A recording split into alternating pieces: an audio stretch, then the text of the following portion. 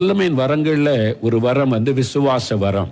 விசுவாசம் 3 வகைப்படும். உங்களுக்கு சொல்லி இருக்கிற பொதுவான விசுவாசம், அப்புறம் ஆவியின் கனியாகிய விசுவாசம், அப்புறம் ஆவியின் வரம் என்கிற விசுவாசம். 3 காரியங்கள் பைபிள்ல சொல்லி இருக்குது.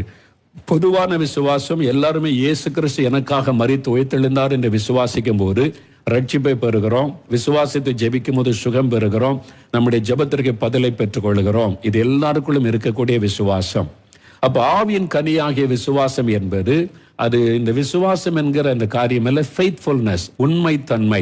ஃபெய்த்னா இந்த ஆள் ரொம்ப நம்பிக்கைக்குரிய ஆளு, ரொம்ப விசுவாசமா இருப்பான் அப்படின்னு ஒரு ஆள் அறிமுகப்படுத்தும் தெரியுமா? அது உண்மை தன்மை. நம்ம உண்மை உள்ளவளாய் இருக்கணும். அது ஆவியின் கனி. ஆவியின் வரம் என்பதுதான் வரம். அது அப்போஸ்தலர் இந்த 1 கொரிந்தியர் 12ஆம் அதிகாரத்தில் எழுதப்பட்டிருப்பதை நம்ம வாசிக்கிறோம். இந்த நாள்ல அந்த வரத்தினுடைய இன்னொரு பகுதியை வாசித்து அற்புதங்களை செய்யும் சக்தி அதிலும் கொஞ்சம் நாம் தியானிக்க போகிறோம். நான் சொன்ன இந்த விசுவாச வரம் எப்படி இயேசுவின் ஊழியத்தில் செயல்பட்டது, நம்முடைய மூலமா இந்த விசுவாச வரம் செயல்பட நான் என்ன பண்ணணும்? முதல்ல நான் கடந்த வாரத்தில் சொன்னேன், தேவ சித்தத்தை அறியும் போது அந்த விசுவாச வரம் பலமாய் கிரியை செய்யும். அதான் ரொம்ப முக்கியம். அப்ப நம்ம ஆவியானவருடைய தொடர்பில் இருக்கணும். இதுல தேவ சித்தம் என்னதென்று தெரிந்து கொண்ட உடன் அந்த விசுவாசம் உங்களுக்குள்ள பலமாய் இறங்கி வரும். ஆவியானவர் அந்த வரத்தை தூண்டி எழுப்ப உங்களுக்குள்ள விசுவாசம் உண்டான உடன் நீங்க செத்தவங்களுக்காக ஜெபிச்சாலும் உயிர் பெற்றுருவாங்க. பாருங்க, பேதுரு தொற்காலுக்காக ஜெபிக்கும் போது அவர் நேர போய் கையை பிடிச்சு எழுந்துன்னு சொல்லல. அவர் முழங்கால் படியிட்டு கர்த்தரை நோக்கி முதலாவது ஜெபம் பண்ணினார். அங்க தொற்காலுடைய பிணம் இருக்கிறது. அவர் ஒடித்த உடனே பெண்ணத்து மேல கை வைத்து ஜெபிக்கல. அவர் முதல்ல கர்த்தரை நோக்கி பார்க்கிறார். ஆண்டவர்கிட்ட கேட்கிறார், இவ்வளவு பேர் ஜெபிக்கிறாங்க, இவங்க உயிரோடு இருந்தா இன்னும் நாம மகிமைப்படும். முதலாவது ஜெபம் பண்ணி தேவ சித்தத்தை அறிகிறார். அவருடைய ஜெபத்தை நிமித்தம் தேவன் பதில் கொடுக்கிறார். ஓகே பீட்டர், பேதுருவை எழும்ப பண்ணுன்னு சொன்ன உடனே எழும்பினார், பேசினார். தபித்தாளை எழுந்துட்டாங்க. அப்ப முதலாவது கர்த்தரோட பேசி தேவ சித்தத்தை அறிந்து கொண்ட பிறகுதான் அந்த வரம் செயல்பட ஆரம்பிக்கும். நீங்க பாட்டுல கொடுத்தனமா நீங்க என்ன வேணாலும் நான் செய்வேன், எனக்கு விசுவாசம் வரம் இருக்குதுன்னு சொல்லி செஞ்சிட முடியாது. எலியா விசுவாசத்தினால பாருங்க வானத்தை அடைச்சார், மழை பெய்யாதபடி 3 வருஷம். மறுபடியும் வானத்தை தர மழை பெய்தது. இது எப்படி நடந்தது? அவர் மாம்சத்திர வைராக்கியத்துல நான் வானத்தை அடைக்கிறேன் பார், அப்படி செய்யல. கர்த்தர் சொன்னார், நீ போ, இதே மாதிரி சொல்லு, நான் வானத்தை அடைச்சிருவேன். கர்த்தர் சொன்னபடி செய்தார். பைபிள் அதை வாசிக்கிறோம். இவை எல்லாம் உடைய வார்த்தையின்படி செய்தேன். அதனால்தான் தேவ சித்தத்தை அறிந்து கொள்ளும் போது அந்த விசுவாச வரம் பலமாய் கிரியை செய்யும். நிறைய பேர் ஜெபிக்க வருவாங்க. இதுல யார் சுகம் பெறணும்னு கர்த்தருக்கு தான் தெரியும். ஆண்டவர் அதை பேசின உடனே அவங்களுக்கு அற்புதம் நடந்துரும். பெதஸ்தா குளத்தின் அருகே இயேசு போகிறாரு. நிறைய வியாதியஸ்தர் படுத்திருக்கிறாங்க. யோவான் 5ஆம் அதிகாரத்தில் வாசிக்கிறோம். இயேசு அங்க போய் நின்று கொண்டு, யாரெல்லாம் வியாதியோடு இருக்க எல்லாம் என்ன கவனிங்க, எல்லாரும் எழும்புங்க, எழும்பி அவங்க படுக்க எடுத்து வீட்டுக்கு போங்க அப்படி சொன்னாரா? அவர் சொல்லி இருந்தார். சொன்னா நடந்துரும். ஆனா அப்படி சொன்னாரா இயேசு? சொல்லல. ஏன் சொல்லல? பிதாவானவர் அவருக்கு சொன்னது 38 வருஷமா ஒருத்தன் படுத்திருக்கிறான், அவன் எளிமையை நடக்க பண்ணிட்டு போய் கொண்டே இருக்கணும்னு சொல்லி இயேசு வந்தார். அந்த ஒரு ஆளோடு பேசினார், எளிமை நடன்னு சொன்னார். எளிமை நடந்தோன்னு இயேசு போய் கொண்டே இருந்தார். அவ்வளவுதான். அதே மாதிரி தேவ சித்தத்தை நம்ம அறிந்து கொள்ளணும். சும்மா நம்ம எனக்கு விசுவாசம் இருக்குன்னு நம்ம வீரெல்லாம் பேசிடக்கூடாது. நம்முடைய வீரம் எல்லாம் அவருடைய சித்தத்துக்குள் அடங்கி இருக்கணும். ஆவியானுடைய கைடன்ஸோட செய்யும் போது தான் அந்த விசுவாச வரம் பலமாய் கிரியை செய்யும். அது முதல்ல. 2வது, இந்த விசுவாச வரம் கிரியை செய்வதற்கு இன்னொரு காரியம் உண்டு, மனதுருக்கம். நல்லா அறிந்து கொள்ளுங்க, மனதுருக்கம், தி கம்பேஷன். இயேசுடைய ஊழியத்துல பாருங்க, மத்தேயு 14ஆம் அதிகாரம் 14ஆம் வசனம். இயேசு திரளான ஜனங்களை கண்டபோது மனது உருகி அவர்களில் வியாதியஸ்தராய் இருந்தவர்களை சுகமாக்கினார். எல்லா வியாதியோடு வந்திருக்கிறாங்க. அவங்கள பார்த்த உடனே ஒரு மனதுருக்கம் வருகிறது. அதுதான் அவர்களுக்குள்ள பெரிய விசுவாசத்தை கொண்டு எல்லாருக்கும் அற்புதங்களை செய்யும்படி செய்கிறது. மார்க் 1ஆம் அதிகாரம் 40-41ஆம் வசனத்துல பாருங்க, ஒரு குஷ்டரோக வியாதி தொழுநோயினால் பாதிக்கப்பட்ட மனிதன் தூரத்துல நின்று, இயேசுவே உமக்கு சித்தமானால் என்னை சுத்தமாக்குமால் ஆகும்னு சொல்றான். இப்ப இயேசுவனை பார்க்கிறாரு, அவன் மேல் மனது உருகினார். முதலாவது வசனம் சொல்லுது, Jesus was moved with compassion. இயேசு மனது உருகி கையை நீட்டி தொட்டு அவனை சுகமாக்கினார். அந்த அற்புதத்திற்கான அவருடைய மனதுருக்கம். லூக்கா 7ஆம் அதிகாரம் 13ஆம் வசனத்துல பாருங்க, நாயின் என்ற ஊருக்கு இயேசு வருகிறார். அங்க யாருக்கு இயேசுவை தெரியவில்லை. இயேசு வருகிறார், ஒரு பெரிய சீஷர்கள்லாம் கூட இருக்காங்க. சவ ஊர்வலம் வருகிறது. இயேசு பாடை தொட்டவுடனே நின்றாங்க. இப்போ இயேசு அவனை மரித்து போன வாலிபனை உயிரோடு எழுப்புகிறார். ஏன் இந்த அற்புதம்? யாருமே அவர்கிட்ட ஜெபம் பண்ணல. தாய் வந்து கேட்கல, இந்த ஊரார் கேட்கல, இவனை எழுப்புங்க ஆண்டவர். என்ன யாருக்கும் இயேசுவை பத்தி தெரியல. ஃபர்ஸ்ட் டைமா இயேசு போகிறார். யாரோ ஒரு மகான் வந்திருக்கிறாரு, தீர்க்கதரிசிமா இருக்கிறாரு, எல்லாம் பார்த்துக்கிட்டு இருக்கிறாங்க. அப்ப எப்படி இந்த அற்புதம் நடந்தது? அந்த விதவையினுடைய கண்ணீரை பார்த்து இயேசு மனது உருகினார் என்று வேதம் சொல்லுகிறாரு. இயேசு எந்த இடத்திலுமே தன்னுடைய பெருமைக்காக அற்புதம் செய்யவில்லை. அவர் மனதுருகி ஜனங்களுடைய காரியத்தை பார்த்து மனதுருகி அற்புதம் செய்த. மனதுருக்கம் வரும்போது விசுவாசம் உங்களுக்கு பலமாக எழும்பும். அந்த விசுவாச வரம் கிரியை செய்ய ஆரம்பிக்கும். அதனால இந்த மனதுருக்கம் முக்கியம். அன்பு வேறு, மனதுருக்கம் வேறு. பரிதாபம் வேறு, மனதுருக்கம் வேறு. அன்பு எல்லாருக்குள்ள இருக்கும். கடவுளை நம்பாதவங்க கூட அன்பா இருப்பாங்க. அன்பு எல்லாருக்குள்ள இருக்கும், அது வேறு. அந்த பரிதாபம், இறக்கப்படுவது, ஒரு அடிபட்ட ஐயோ பாவம், எல்லாருக்குமே அந்த மாதிரி இறக்கம் பரிதாபம் இருக்கும். ஆனா மனதுருக்கம் என்பது என்டையர்லி டிஃபரெண்ட். அது தேவன் கொடுக்கிற ஒரு உணர்வு. அது பரிசுத்த ஆவியானவர் தான் அந்த மனதுருக்கத்தை கொடுக்க முடியும். மனதுருக்கம் என்பது ஒருத்தர் வியாதியஸ்தரை பார்த்த உடனே உங்களுக்குள்ளே அந்த வியாதி வந்துவிட்டால் எப்படி உணர்வீர்களோ அந்த பாரம் உங்களுக்குள்ளே உண்டாகும். ஒரு குழந்தை, வியாதிப்பட்ட குழந்தையை பார்க்கும்போது உங்க குழந்தைக்கு வியாதி வந்து அவங்களுடைய இருதயம் எப்படி துடிக்குமோ அதே மாதிரி ஒரு பாரம் உங்களுக்குள்ளே உண்டாகும். அதுதான் மனதுருக்கம் என்பது. அது மனிதன் வருவித்துக் கொள்ள முடியாது, இயேசுதான் கொடுக்க முடியும். அந்த மனதுருக்கம் வரும்போதுதான் கண்ணீரும் அந்த உடைந்த உள்ளத்தின் கதறுதலும் உண்டாகும். அதற்கு நீங்க இயேசுவை நெருங்கணும். இயேசு மனதுருக்கம் உள்ளவர். அவரை நீங்க எவ்வளவு அளவுக்கு ஜெபத்துல நெருங்குறீங்களோ அந்த மனதுருக்கம் உங்களுக்குள்ளே கடந்து வரும். அவர் தான் அந்த மனதுருக்கத்தை தர முடியும். அப்ப அந்த மனதுருக்கம் உங்களுக்குள்ள பெரிய விசுவாசத்தை கொண்டு வரும். அதனாலதான் ஒரு கூட்டத்தில் பிரசங்கம் பண்ண போக முன்னால பல மணி நேரம் தேவ சமூகத்தில் காத்திருந்து ஜெபிப்பது. ஆண்டவர், உம்மை போல அந்த ஆத்மா பாரம் எனக்கு வேணும், உம்மை போல மனது உருக்கம் வேண்டும், நீர் ஜனங்களை பார்க்கிற மாதிரி நான் பார்க்கணும், நீர் ஜனங்களுக்காய் பரிதபிக்கிற மாதிரி உள்ளம் எனக்கு வேணும். அப்ப இன்றைக்கு கூட்டத்துக்கு வரக்கூடிய மக்கள், இன்றைக்கு நம்முடைய வசனத்தை கேட்கக்கூடிய வரக்கூடிய மக்கள் தேவையோடு வருவாங்க, பாவத்தோடு வருவாங்க, நிம்மதி இல்லாம வருவாங்க. அவங்களுக்காகத்தானே என்னை கொண்டு போறீங்க. அந்த மக்களுக்கு எனக்கு அற்புதம் செய்யணுமே. காத்திருந்து ஜெபிக்க ஜெபிக்க ஜெபிக்க அந்த மனதுருக்கம் உங்களுக்குள்ள இறங்கி வரும். அப்ப அந்த ஆத்ம பாரமும் மனதுருக்கம் வந்து நீங்க கண்ணீரோட ஜெபிக்கும் போது அந்த மனதுருக்கத்தின் வல்லமை கூட்டத்தில் வெளிப்படும். அப்போ உங்களுக்குள்ள ஒரு விசுவாசம் புறப்பட்டு வரும் பாருங்க. அது சிங்கத்துக்கு ஒத்த பலனாயிருக்கும்.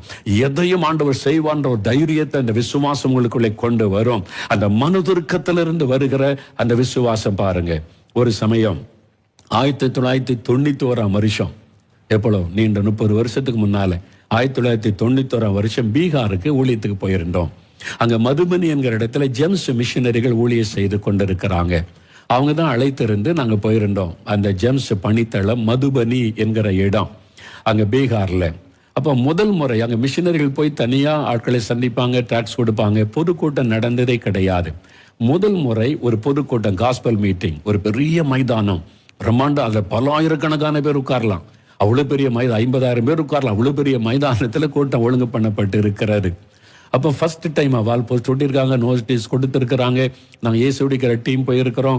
அகஸ்டின் ஜோபகுமார் வந்திருக்கிறாங்க. மிஷனரிகள்லாம் ஜெபிக்கிறாங்க. எல்லாரும் ஜெபிக்கிற, உபவாசம் பண்ணி ஜெபம் பண்ணி நான் தெய்வ சமூகத்தில் பார்க்குறேன். முதல் நற்செய்தி கூட்டம். எங்கள் ஊர்லலாம் எத்தனையோ கூட்டத்தை பார்த்து பழக்கம். கிறிஸ்தவ கூட்டங்க நடந்ததே கிடையாது, ஃபர்ஸ்ட் டைமா. ஆனால் இந்த மக்கள் எல்லாம் ரட்சிக்கப்படணுமே, அந்த மக்களுக்கு குறித்த பாரத்தை கர்த்தர் கொடுத்தார். அதனால ஜெபிக்கும் போதெல்லாம் ஒரு பாரமும் அந்த மக்களுக்கான ஒரு மனதுருக்கமும் கண்ணீரும் உண்டானது. அப்படி அந்த கண்ணீரின் ஜெபம் வந்துட்டாலே நமக்குள்ள ஆண்டவர் ஏதோ பெரிய செய்ய போறான்னு நமக்குள்ள விசுவாசம் வந்துடும். அந்த பாரம் நமக்குள்ள வந்துட்டா தேவன் அது வரைக்கும் நம்ம ஜெபத்துல காத்திருக்கணும். அப்ப எனக்குள்ள ஆவிக்குள்ள தெரிஞ்சிட்டு ஆண்டவர் ஏதோ விசேஷமா செய்ய போறார், ஆத்மாக்களை ரட்சிக்க போகிறார். ஏன்னா அவர் கொடுத்த மனதுருக்கம், அந்த ஆத்மா பாரம், அந்த கண்ணீரின் ஜெபம் என்னால தெளிவாய் உணர முடிந்தது. அப்போ முதல் நாள் கூட்டத்துக்கு போனா இவ்வளவு பெரிய மைதானத்துல ஒரு சைட்ல ஒரு 10-15 சேர் போட்டு அதுல மிஷனரிகள், ஜெம்ஸ் மிஷனரிகள் பல இடத்துல இருந்து வந்திருக்கிறாங்க. அவங்க மட்டும் ஒரு ஓரத்துல உட்கார்ந்து இருக்கிறாங்க. இப்படி மேடானங்கள முன்னால ஒரு ஆள் கூட கிடையாது மைதானத்துல. நாட் ஏ சிங்கிள் பர்சன், ஒரு ஆள் கூட வந்து கூட்டத்தில் வந்து உட்காரல. யோசிச்சு பாருங்க எப்படி இருக்கும். மைதானமே காலி. அங்க வந்து ஒரு 10-15 மிஷினரி உட்கார்ந்து இருக்கிறாங்க. மேடையில மிஷினரில இருந்து பாட்டு பாடி கொண்டு இருக்கிறாங்க. நான் உட்கார்ந்து இருக்கிறேன். அகஸ்டின் ஜெபக்குமார் தான் என் மொழி டிரான்ஸ்லேட் பண்றாங்க அந்த ஹிந்தி மொழியில. உட்கார்ந்து இருக்கிறோம். பாக்குற மைதானமே காலி, ஒரு ஆள் கூட இல்ல.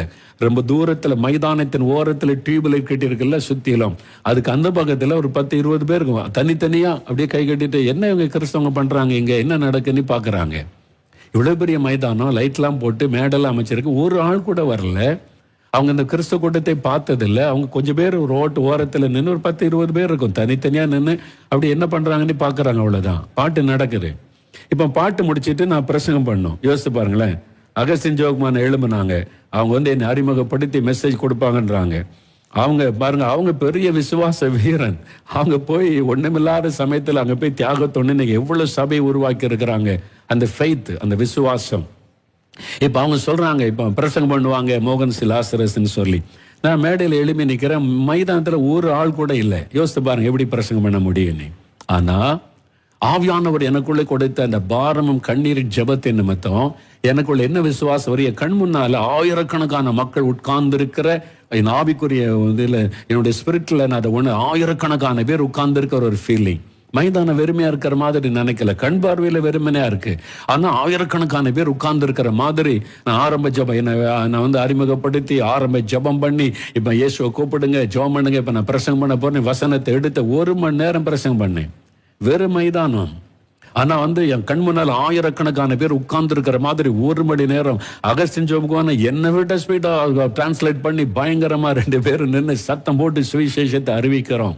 அப்போ எனக்குள்ள அந்த ஒரு சோர்வோ கலக்கமோ வரல, ஒண்ணுமே இல்லையா. நான் என்ன பிரச்சனை, அந்த சோர்வு வரல, கலக்கம் வரல. எனக்குள்ள ஒரு பெரிய விசுவாசத்தை ஆண்டவர் உண்டாக்கினா திரள் கூட்ட மக்கள் இருக்கிற மாதிரி.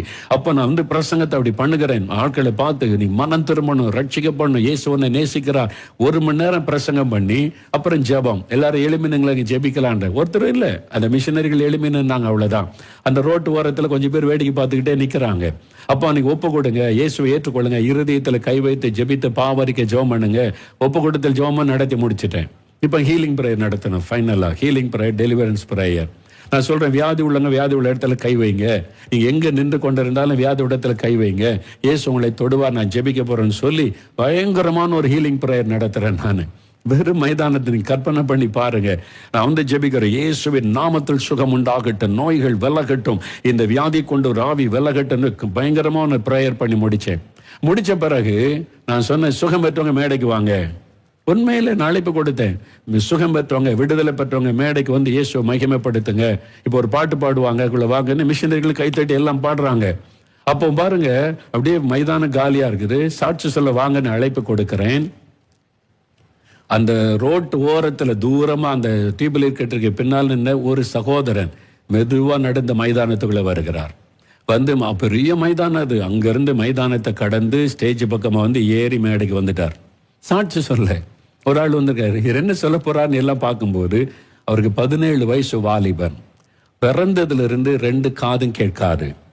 அவன் வந்து சொன்ன சாட்சி, 17 நான் பிறந்ததுல இருந்து 2 காதும் கேட்காது. இல்ல, அவருக்கு பிறந்த ஊமை, பேச முடியாது, பேசினதே கிடையாது. அப்ப காது கேட்க வந்தானே பேசாம இருப்பாங்க, பேசினதே கிடையாது 17 வயசு வரைக்கும்.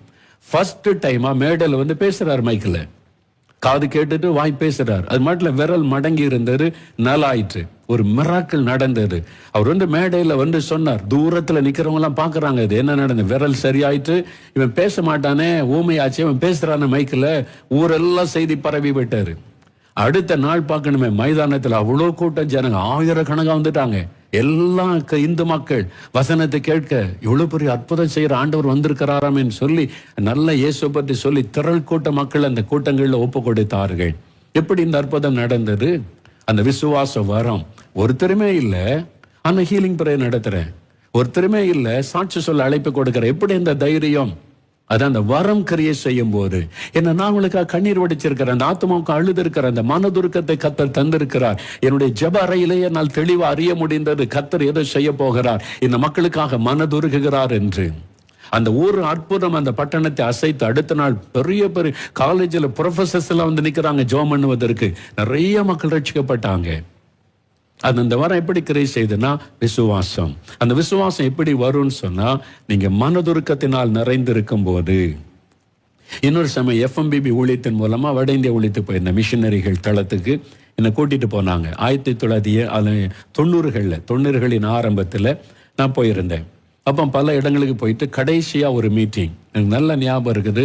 ஜீப்பில் கூட்டு போனாங்க. அந்த ஒரு ஆற்றை கடக்கணும், ஜீப்பு போகாத நின்று அந்த ஆற்றை கடந்து நாங்கள் நடந்து மிஷினரி கூட்டு போனா மரத்தடியில் 100கணக்கான மக்கள் கூடியிருக்க, ஆதிவாசி மக்கள். அங்கே போனோம், கொஞ்சம் மிஷினரிகளாக இருந்தாங்க. போன உடனே அங்கே மெசேஜ் கொடுக்கணும், பகல் நேரம். அவங்க சொன்னாங்க, மைக்கெல்லாம் இல்லை, சும்மா கைத்தட்டி பாடுறாங்க.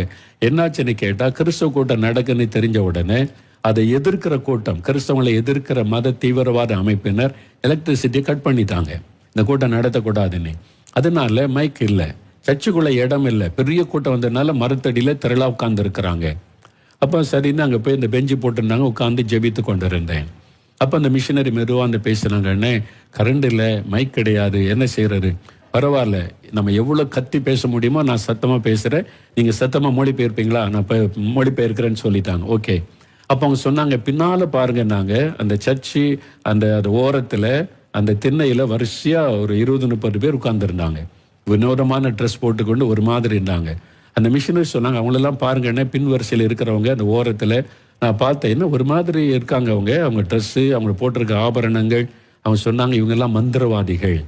இந்த பகுதியில் கிராம மந்திரவாதி இருப்பாங்க. இந்த ஜனங்கள் என்ன வேணாலும் மந்திரவாதிகிட்ட தான் போவாங்க.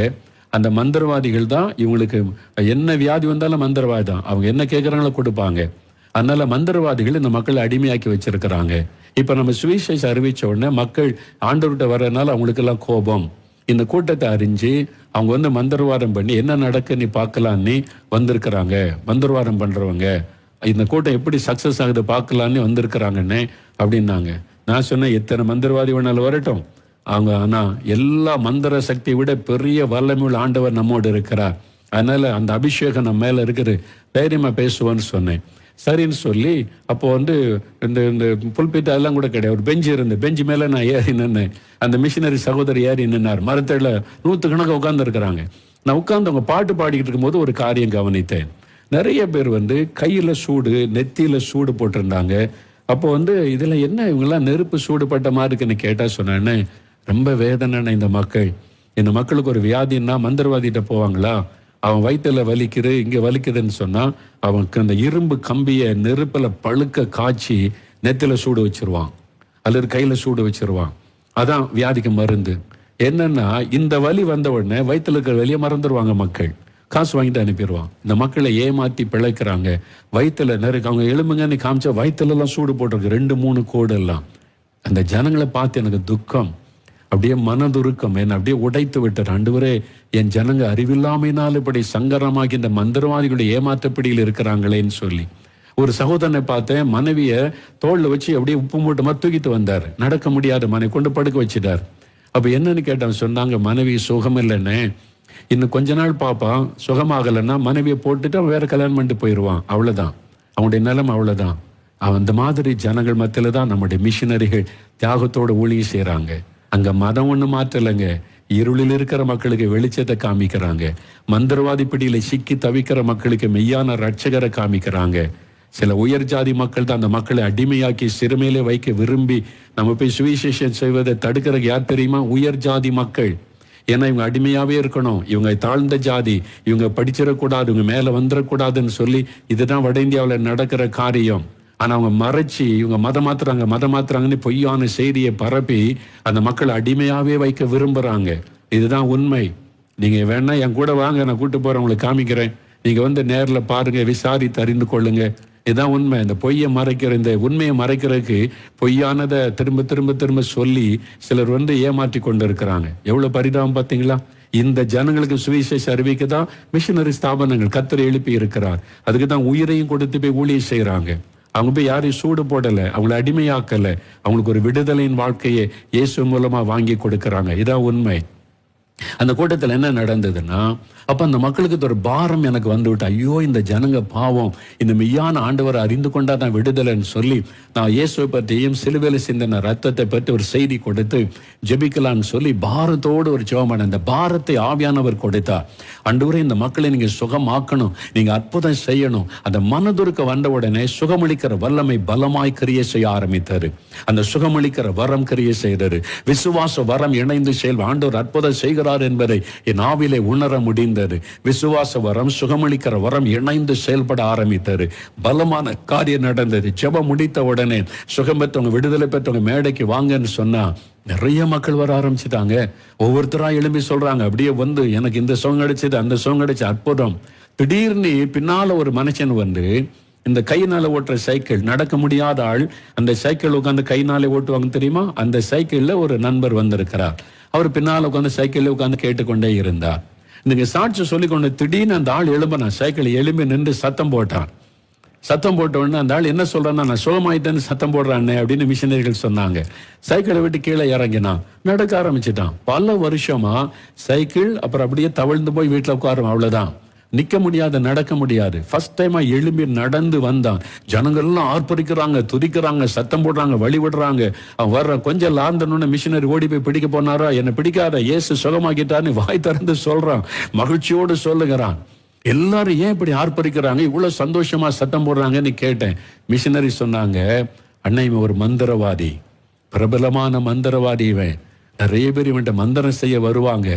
இவன் இந்த வியாதியில பல வருஷமா இருக்கிறான்.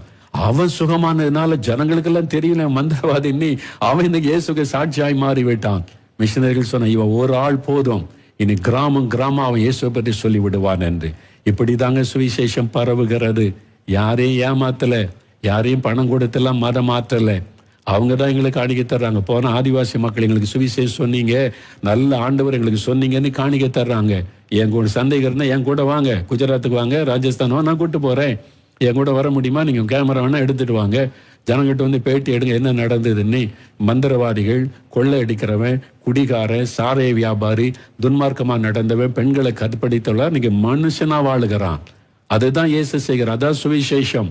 மதம் மாத்துவதில்லை, பொய்யானதை பரப்பி பரப்பி நிறைய திருடர்கள் இதை ஏமாத்தி சில உயர் ஜாதி மக்கள் இந்த ஏழை மக்கள் அடிமையாவே வைக்க நினைக்கிறாங்க. அதான் உண்மை.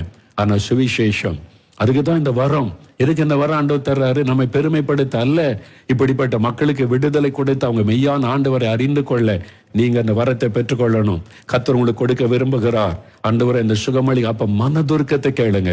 எவ்வளோ ஜனங்க பாதிக்கப்பட்டிருக்காங்க. ஆண்டவரே என் ஜனங்களை நீங்க போய் சிலுவைக்கு முன்னால நின்று சில இயேசுவை தியானித்து ஜெபிக்க ஜெபிக்க அந்த அன்பு மனதுருக்கம் உங்களுக்குள்ளே வரும். அநேக ஆண்டுகளுக்கு முன்னால என் ஊழியத்தின் ஆரம்ப நாள்ல ஒரு சாட்சி, ஒரு இஸ்லாமிய நண்பர் ஊழியக்காரராக மாறிட்டார். இயேசுவை பற்றி அறிவிக்கிறார். அவர் இஸ்லாமிய நண்பர், ஆனா இப்ப இயேசுவை பற்றி அறிவிக்கிற ஊழியக்காரர். எப்படிங்க அப்படின்னு விசாரித்து அவர் சொன்ன காரியம், அவருக்கு வந்து கேன்சர் வியாதி வந்து விட்டாரு. நோயினால பாதிக்கப்பட்டு டாக்டர்ஸ் கைவிட்டுட்டாங்க. இனி நீ பிழைக்கிறது கஷ்டம், மறிச்சிருவேன்னு சொல்லி, கொஞ்ச நாள் தான் உயிரோடு இருப்பேன்னு. குடும்பத்தார் கைவிட்டுட்டாங்க, இவன் தான் மறிக்க போகிறானேன்னு சொல்லி. அப்போ அவருடைய நண்பர் ஒருவர் டாக்டர், ஆஸ்பத்திரி வச்சிருக்கார், சின்ன ஆஸ்பத்திரி வச்சிருக்கிறார். அவர் சொன்னாரு, சரிடா உனக்கு வந்து டாக்டர் சினிமா அவ்வளவுதான் சொல்லிட்டாங்க, நீ எங்கேயும் போகாத, என் கூட இரு, நான் உன்னை நீ இருக்கிற வரைக்கும் நான் உன்னை கவனிச்சுக்கிறேன்னு சொல்லி ஒரு ரூம் கொடுத்து அந்த ஆஸ்பத்திரியில் வச்சு டாக்டர் வந்து கவனித்து முடிஞ்ச மாத்திரை மருந்து கொடுத்து கொண்டிருந்தார். ஆனால் மரணம் நெருங்கி கொண்டிருந்தது, வியாதி பரவி விட்டது, இனி கொஞ்ச நாள் தான் இருப்பார் என்பது நிச்சயம். அது வரைக்கும் இங்கே இருன்னு சொன்னார். அப்போ குடும்பத்தார் வெறுத்த சமயத்தில் இந்த டாக்டர் என் நண்பராவது என்ன நேசிக்கிறாருன்னு அங்கே இருந்தார். அந்த ஆஸ்பத்திரிக்கு ஒரு வயதான தாயார், அவங்க கிறிஸ்தவ தாயார், வாரத்துல ஒரு நாள் அந்த ஆஸ்பத்திரிக்கு வருவாங்க.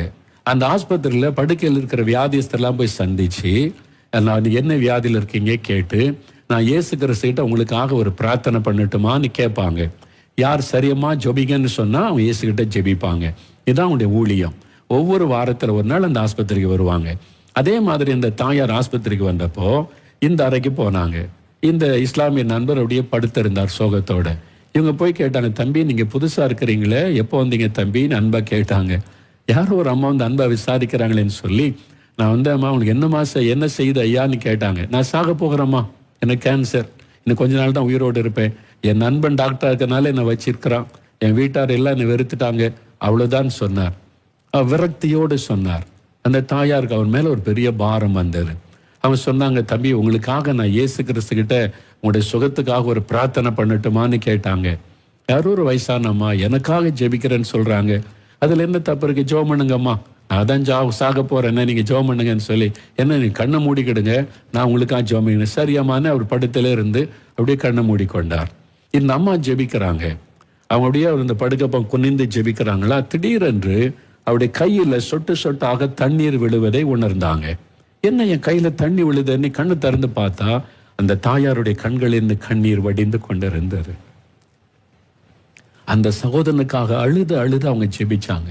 அவருடைய கண்ணீர் அந்த உடம்புல பட்ட உடனே அவர் சொன்னார், அந்த கண்ணீர் என் உடம்புல பட்ட உடனே ஒரு வல்லமை என் சரீரம் முழுவதும் பாய்ந்தது.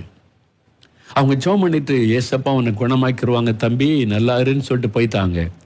யாரோ ஒருத்தர் சம்பந்தமே இல்லாதவங்க, என் குடும்பத்தாரும் இல்லை உறவினரும் இல்லை, வந்து எனக்காக அழுதாராங்களே, எனக்காக அழுது ஒரு பிரார்த்தனை அதை நினைக்கும் போது என் சரீரத்தில் ஒரு வல்லமை பாய்ந்ததை உணர்ந்தேன். நான் சுகமாக ஆரம்பித்து விட்டேன். அந்த நாள்ல இருந்து என் கேன்சர் மறைய ஆரம்பித்து கொஞ்ச நாள்ல நல்ல சுகமாயிட்டேன். என் நண்பனுக்கு ஆச்சரியம், டாக்டருக்கு ஆச்சரியம், என்ன நடந்தது? ஒரு தாயார் வந்து எனக்காக கண்ணீர் விட்டு ஜெபித்தாங்க. அந்த ஜெபம், அந்த கண்ணீர் என் உடம்புல விழுந்த உடனே ஒரு வல்லமை பாய்ந்தது. எப்படி? மனதுருக்கம். அந்த தாயாருடைய மனதுருக்கத்தின் கண்ணீர் பட்ட உடனே இயேசுடைய வல்லமை பாய்ந்தது. ஒரு அற்புத சுகம். ஊழியக்காரராய் மாறிவிட்டார். எவ்வளவு ஆச்சரியமான ஒரு ஆண்டவர் பார்த்தீங்களா? நீங்க மற்றவங்களுக்காக அப்படி ஜெபிக்கணும். உங்க பக்கத்துல இருக்கிற ஆஸ்பத்திரிக்கு போங்க, வாரத்துல ஒரு நாள் போங்க. எத்தனை பேர் படுத்திருக்க, நீங்க போய் ஜெபிச்சுட்டு வாங்க, இயேசு அற்புதம் செய்வதை காண்பீங்க. ரெண்டு பேரா போங்க, பெரும் கூட்டமா போற 2 பேர் சேர்ந்து நல்லா ஜெபிச்சுட்டு, ஆண்டவரே ஆஸ்பத்திரிக்கு போறோம், அற்புதம் செய்யுங்கன்னு ஜெபம் பண்ணிட்டு போங்க. உங்களுடைய மனதுருக்கம் அங்க ஆண்டவர் அற்புதம் செய்ய காரணமாகும். உங்களை ஆண்டவர் பயன்படுத்துவார். அப்போ இந்த விசுவாச வரம் பலமா கிரியை செய்யும். விசுவாச வரம் கிரியை செய்யும் போது சுகமளிக்கிற வரம் கிரியை செய்யும். கடைசியா இன்னொரு இந்த வல்லமை, அந்த வரங்கள்ல ஒன்று அற்புதங்களை செய்யும் சக்தி. நான் இன்ட்ரோடக்ஷன் சொல்லிடுறேன், நாளைக்கு முழுமா பார்த்து முடிச்சிடலாம், சரியா? அப்ப இந்த வல்லமை வரங்கள் முடிஞ்சிடும். அற்புதங்களை செய்யும் சக்தி சொல்லுங்க. விசுவாசம், குணமளிக்கும் வரம், விசுவாசம், அற்புதங்களை செய்யும் சக்தி. இந்த 3 தான் வல்லமை வரங்கள், பவர் கிஃப்ட்ஸ். அற்புதங்களை செய்ய சக்தினா ஒர்க்கிங் ஆஃப் மிராக்கிள்ஸ். 1 கொரிந்தியர் 12:10 இருக்கிறது. அற்புதங்களை செய்யும் சக்தி, அற்புதங்களை செய்கிற ஒரு வல்லமை, அது ஒரு வரம். இந்த வரம் விசுவாச வரத்தோடு இணைந்து செயல்படும். என்ன விசுவாசம் இல்லாட்ட அற்புதம் நடக்காது. அப்ப விசுவாசம் இல்லாட்ட சுகம் உண்டாகாது. விசுவாச வரம், குணமளிக்கிற வரம் இணைந்து செயல்படும். விசுவாச வரம், அற்புதங்களை செய்கிற சக்தி இணைந்து செயல்படும். சில சமயம் இந்த 3 வரமும் இணைந்து செயல்படும். விசுவாசம், சுகமளிக்கிற வரம், அற்புதங்களை செய்கிற சக்தி. சில சமயம் நீங்க வந்து நம்ம பைபிள்ல இருந்தும் சில அனுபவத்துல இருந்து பார்க்கும்போது நீங்க அண்டர்ஸ்டாண்ட் பண்ணி கொள்ளுவீங்க. இன்னைக்கு நிறைய பேருக்கு வல்லமை பெற்றுக்கொள்ள விருப்பம். நிறைய பேர் குறுக்கு வழியில வல்லமை பெற மந்திரவாரம் படிக்கிறாங்க. மந்திரவாரம் படிக்கிறது, கைரேகை படிக்கிறது, இந்த சாஸ்திரம் அந்த சாஸ்திரம் படிச்சு ஏதாவது ஒரு வல்லமை நமக்கு வேணும்னு அதெல்லாம் ஏமாற்றுகிற பிசாசின் வல்லமை. உண்மையான வல்லமை பரிசுத்தமுள்ள தேவன் கொடுக்கிற பரிசுத்த ஆவியானவர் மூலமாய் கிடைக்கிற வரம். அந்த வல்லமை இயேசு உங்களுக்கு கொடுக்க விரும்புகிறார், இலவசமாய் கொடுக்க விரும்புகிறார். ஏன் நீங்க பெற்றுக்கொள்ளக்கூடாது? ஆண்டவரே இந்த வரம் எனக்கு வேணும், குணமளிக்கிற வரம் வேணும், விசுவாச வரம் வேணும், அற்புதங்களை செய்கிற சக்தி வேணும். நீங்க இது ஊழியக்காரங்களுக்கு மாத்திரம் அல்ல, சின்ன பிள்ளைகள், வாலிபர்கள், வயசானவங்க, இயேசுவை விசுவாசிக்கிற அவரை பின்பற்றுகிற சீஷர்கள் ஒவ்வொருவருக்கும் இந்த வரத்தை ஆண்டவர் கொடுக்க ஆயத்தம். அவருக்கு சீஷரா இருக்க மட்டும் உங்களை ஒப்பு கொடுங்க, அவரை பின்பற்ற ஒப்பு கொடுங்க. அப்போ இந்த அற்புதங்களை செய்ய சக்தி எப்படி செயல்படுகிறாரு? அற்புதம்னா என்னன்னு பாத்தீங்கன்னா இயற்கைக்கு மேற்பட்ட செயல்கள், அதான் அற்புதம்.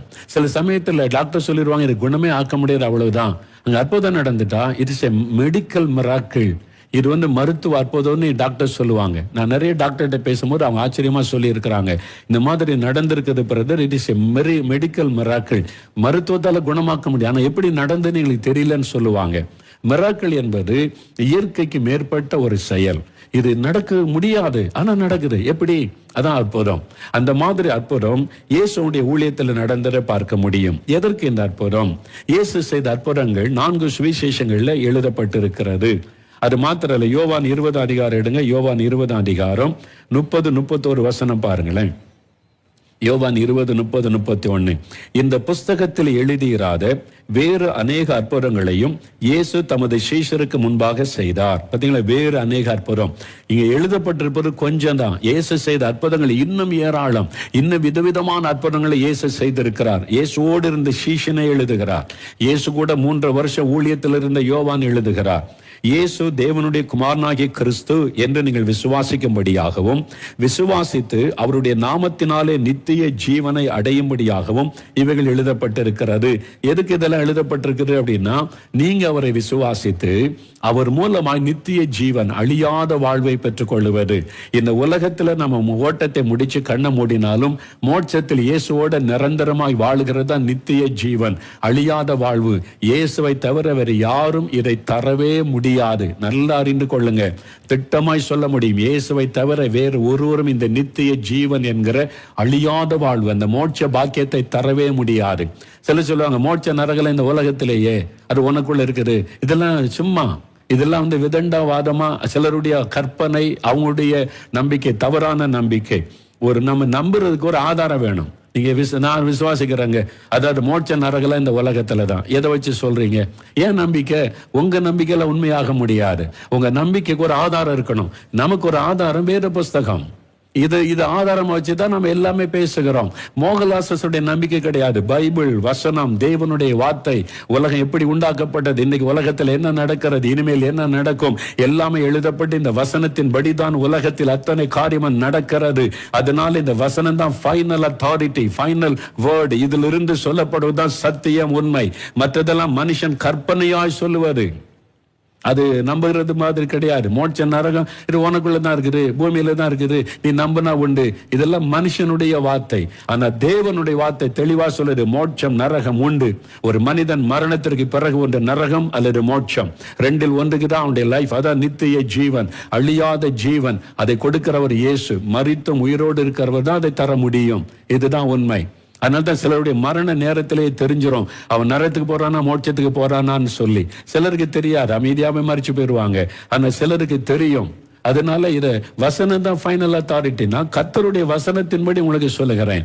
ஏன்னா இன்னொரு நாள் சொல்றேன், இந்த வசனம் பைபிள் எப்படிங்க நீங்க ஆதாரமா எடுக்க முடியும், அதுக்கு என்ன ஆதாரம், அதை ஒரு நாள் உங்களுக்கு விளக்கி சொல்லுகிறேன். இந்த பைபிள் ஆதாரமா எடுக்க முடியும். இதுதான் ஃபைனல் அத்தாரிட்டி, இதுதான் உண்மையான ஆதாரம் என்பதை உங்களுக்கு விளக்கி சொல்லுகிறேன். பைபிள்ல சொல்லப்பட்டது இன்றைக்கு உலக சரித்திரத்தில் எப்படி நடக்கிறது என்று. சரியா? இப்போ நீங்க அறிந்து கொள்ளுங்க. அப்ப இந்த வசனத்துல சொல்லப்பட்ட நம்ம நித்திய ஜீவனை பெறணும். இந்த அற்புதம் வெறும் அற்புதத்தை பற்றி போவதற்கு அல்ல. அதனால தான் நான் சொல்றேன், நீங்க வியாதியிலிருந்து சுகம் பெறதுனால பரலோகத்துக்கு போக முடியாது. உங்க குருட்டு கண்கள் திறக்கப்பட்டதுனால பரலோகத்துக்கு போக முடியாது. இதெல்லாம் தேவன் நித்திய ஜீவனை பெறுவதற்கு உங்களுக்கு ஒரு வழிவாசல் திறந்து கொடுக்கிறார். இதை வச்சு அந்த இயேசுவை ஏற்றுக்கொள்ளணும், ரட்சிக்கப்படணும், நீங்க பரிசுத்தாவின் வல்லமை பெற்றுக்கொள்ளணும், ஆண்டவருக்காய் பரிசுத்தமா வாழணும். அப்பதான் நித்திய ஜீவன். இயேசு எனக்கு சுகம் கொடுத்துட்டாரு, அதனால நான் பரலோகத்துக்கு போயிருவேன், போக முடியாது. ரட்சிக்கப்படணும், ஆண்டவருக்கு ஒப்பு கொடுக்கணும், அந்த வசனத்தின்படி வாழணும். அப்படிலாம் இருந்தாதான் பரலோகத்துக்கு போக முடியும். அதுக்கு உங்களை சந்திப்பு, உங்களை அந்த ரட்சிப்புகளை கொண்டு வர ஆண்டவர் அற்புதம் செய்கிறார். அதனால இந்த அற்புதத்திற்கு காரணம் அதுதான். சரியா? இப்ப இந்த அற்புதங்கள்ல பலவிதமான அற்புதம் இருக்குது. நீங்க நான் பைபிளை பாத்தீங்கன்னா, ஆண்டவர் செய்த அற்புதத்தை பாத்தீங்கன்னா, தண்ணீரை திராட்சரசமாக மாற்றினது ஒரு அற்புதம் இல்லையா? யோவான் 2ஆம் அதிகாரத்துல தண்ணீரை திராட்சரசமாக மாற்றுவது இட்ஸ் எ மிராக்கிள். அது மிராக்கிள் ஆஃப் டிரான்ஸ்ஃபர்மேஷன். சரியா? அடுத்தது 5 அப்போ 2 மீன்களை கொண்டு 5000 பேரை போஷித்தார். வெறும் 5000 பேர் மாத்திரம் அல்ல, ஆண்கள் மாத்திரம் தான் 5000, பெண்கள் சிறு பிள்ளைகளை சேர்த்த கிட்டத்தட்ட 20,000 பேர். அது மிராக்கிள் ஆஃப் மல்டிபிகேஷன். அது பெருகுகிற அற்புதம் இயேசு செய்தது. இன்னொரு அற்புதம் பாருங்க, காற்றையும் கடலை அதட்டின உடனே காத்து அமைதி ஆயிற்று, கடல் அமைதி ஆயிற்று. பாருங்க, miracle of power over nature, இயற்கையின் மீது அதிகாரம் செலுத்துகிற ஒரு அற்புதம் மத்த 8 அதிகாரத்தில் பார்க்கிறோம். இன்னொரு அற்புதம் பாத்தீங்கன்னா, பாதிக்கப்பட்ட உறுப்புகள் புதிதாக்கப்படுவது, அத கிரியேட்டிவ் மிராக்கிள். கண் இல்லாதவனு கண்ணு உருவாகுது, குஷ்டரோகத்தினால விரல் எல்லாம் போச்சு, விரல் உருவாகிறது, மரித்த சரீரம், அழிய போன சரீரம் புது சரீரமாய் மாறுகிறது. It is a creative miracle இயேசு செய்தது. இது இந்த அற்புதம். அது மாத்திரமல்ல, தேவைகள் சந்திக்கப்படும் அற்புதம், மிராக்கிள் சப்ளை, நம்முடைய தேவைகளை இது மாதிரி விதவிதமான அற்புதம், 5 விதமான அற்புதங்கள். நாளைக்கு அதை பற்றி உங்களுக்கு சொல்லி அதுக்கான உதாரணங்களை சொல்லி நம்ம செபிக்க போறோம். சரியா? இன்னைக்கு ஒரு இன்ட்ரோடக்ஷன் நீங்க அறிந்து கொண்டீங்க அற்புத வரத்தை பற்றி. அப்போ இதெல்லாம் உங்க வாழ்க்கையில நடக்க போகுது, உங்களை கொண்டு ஆண்டவர் செய்ய போகிறார். சரியா? விசுவாசிக்கிறீங்களா? இப்ப நீங்க இந்த வல்லமை வர எனக்கு வேணும் ஆண்டவரே, விசுவாச வரம், சுகமளிக்கிற வரம், இந்த மாதிரி அற்புதங்களை செய்கிற வரலாம் எனக்கு வேணும், என்னுடைய வாழ்க்கையில நடக்கணும், என்னை கொண்டு செய்யணும் அப்படின்னு நீங்க ஜெபிக்கணும். நீங்க கேட்டா பெற்றுக்கொள்ளுவீங்க. விசுவாசத்தோடு கேளுங்க, ஆண்டவர் தருவார். ஜெபிக்கலாமா? எல்லாரும் எளிமை நில்லுங்க, எல்லாரும் ஜெபத்தோட எழுந்து நில்லுங்க, கருத்தா ஜெபிக்க போற. ஆண்டவரே, இந்த வல்லமை வரங்கள் எதுக்குன்னா உங்களுக்காகத்தான். சின்ன குட்டி பிள்ளைகள், வாலிபர்கள், எழுப்புதல் காலத்துல சின்ன சின்ன பிள்ளைகளை வச்சு பலத்த அற்புதங்களை ஆண்டவர் செய்ய போகிறார். வாலிபர்கள், வாலிப பெண் பிள்ளைகளை வச்சு நிறைய அற்புதங்கள், சுகம் உண்டாக போகுது. வயதான தகப்பன்மார், தாயார், உங்களை ஆண்டவர் பயன்படுத்த போறார். வீட்டுக்குள்ள முடங்கி கிடக்காதங்க, பக்கத்துல இருக்கிற ஆஸ்பத்திரிக்கு போங்க, இப்போ ஒரு கணவன் மனைவியா போங்க, ஒரு ஜோம் பண்ணிட்டு போனா அந்த சின்ன எண்ணெய் பாட்டில கொண்டு போங்க, ஒரு எண்ணெய் பூசி ஜெபிச்சிருவாங்க, அற்புதம் நடக்கும் பாருங்க. அவங்க இயேசு அறிந்து கொள்ளும். எதுக்கு வீட்டுல முடங்கி கிடக்குறீங்க? எழுமுங்க, போங்க பக்கத்தில் இருக்கிற ஆஸ்பத்திரிக்கு, கணவன் மனைவி 2 பேரும் போறோம், போங்க. நீங்க போய் சொல்லுங்க, இயேசு உன்னை குணமாக்குவார் தம்பி, நான் ஜெபம் பண்றேன்னு சொல்லி ஜெபிச்சிருவாங்க. யாரும் வேண்டான்னு சொல்ல போறது இல்லை. ஒரு எண்ணெய் பூசி ஜெபிச்சிருவாங்க, அற்புதம் நடந்துரும் பாருங்க. உங்களை பயன்படுத்துவார். நீங்க எனக்கு ஒண்ணுமே இல்லை, ரிட்டையர்ட் ஆயிட்ட, யாரும் என்ன மதிக்கிற, ஏன் அப்படி முடங்கி கிடக்குறீங்க? இயேசு உங்களுக்கு மதிப்பு கொடுக்கிறார். நீ வா மகனே, வா மகளே, உன்னை நான் பயன்படுத்தட்டும்னு சொல்லுகிறா. நீங்க போங்க, பக்கத்தில் இருக்கிற கிராமங்களுக்கு போங்க, தெருக்களுக்கு போங்க, குடிசைக்கு போங்க. எப்படி இருக்கீங்க? நல்லா இருக்கேன் விசாரிச்சுட்டு உங்களுக்கு ஒரு blessing prayer பண்ண வந்தேன்னு சொல்லுங்க. நீ வயசானவங்க போனா எல்லாரும் ஏற்றுக்கொள்ளுவாங்க. நீங்க ஏன் வீட்டுக்குள்ள இருக்கிறீங்க? இயேசு உங்க கூட இருக்கிறார்ல. இது எனக்கு இல்ல ஊழியம் அப்படி நினைக்காதுங்க, உங்களை பயன்படுத்துவார். உங்க கூட இயேசு இருக்கிறார். தைரியமா போங்க, வீடுகளுக்குள்ள போங்க, கிராமங்களுக்குள்ள போங்க, குடிசைகளுக்குள்ள போங்க. இயேசு உங்களை ஆசீர்வதிக்கட்டும்னு நான் ஜெபிக்க வந்திருக்கிறேன். ஏதாவது பிரச்சனை இருக்கா? நான் பிரார்த்தனை பண்றோம். ஒரு தாய் தகப்பனா போனா யாரும் வேண்டான்னு சொல்ல மாட்டாங்க. ஐயோ, ஒரு அப்பா அம்மா மாதிரி வந்திருக்கிறாங்கன்னு கேட்பாங்க. எந்த மதத்தை சார்ந்தவங்களா இருந்தாலும் ஜெபிக்க சொல்லுவாங்க. செய்ய ஆரம்பிங்க. சின்ன பிள்ளைகள், வாரத்தில் நான் நாளைக்கு சொல்லுவேன் எப்படி சிறு பிள்ளைகளை எழுப்புதல்ல தேவன் பயன்படுத்தினார் என்று. குட்டி பிள்ளைகள் டீமா வாரத்தில் ஒரு நாள், மற்ற நாளெல்லாம் படிக்கணும், அதெல்லாம் செய்யணும். வாரத்தில் ஒரு நாள் சுவிசேஷம் அறிவிக்கணும். நீங்க போய் மற்றவங்களை சுகமாக்கணும், நீங்க போய் பிசாசை துரத்தணும். அநேகர் இயேசுவின் நாமத்தில் விடுதலை பெறணும். வாலிப தம்பி, வாலிப மகள், எல்லாரும் ஊழியம் செய்ய போறீங்க. எல்லாரும் கர்த்தர் பயன்படுத்த போகிறார். அதற்கு வல்லமை வர வேணும். ஜெபிக்கலாமா? எல்லாரும் எளிமை நில்லுங்க. இப்ப ஜெபிக்க போற ஆவியானவர்கள் மேல ஊற்றப்பட போகிறார். வரங்களினால் நிரப்ப போகிறார், வல்லமையினால் நிரப்ப போகிறார். உங்களை வல்லமையாய் கர்த்தர் பயன்படுத்த போகிறார்.